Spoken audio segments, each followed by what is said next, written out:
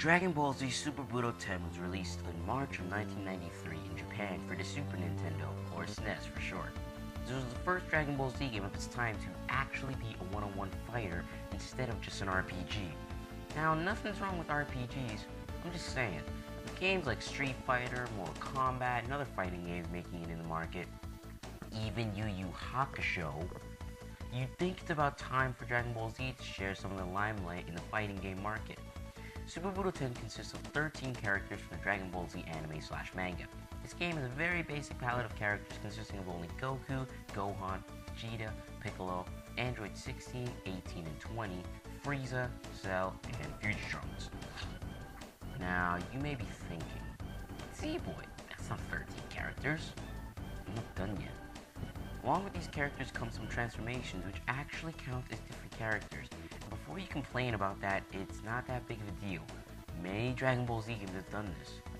They still do it today, in fact.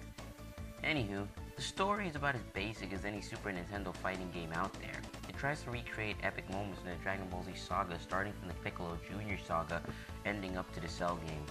The story is meh, to be honest. It isn't much if you consider the original story from the anime itself. It's a bit of a disappointment in that department. Anywho, it's time to get to the main meat of this game, the gameplay.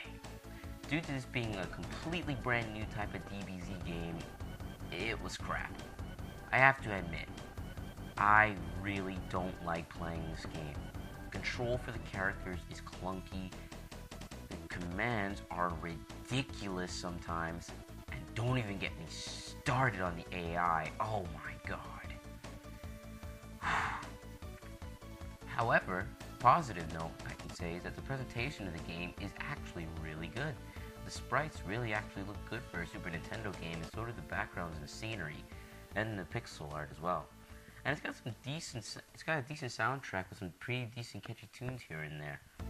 I have to say though, I can't forgive this game for not being great. It was the prototype of the series. It wasn't meant to be perfect. So I can safely say that at the end of this video, that the imperfection of this game ended up making another game amazing just because of its faults. But that is for another time. Z-Boy X8 out.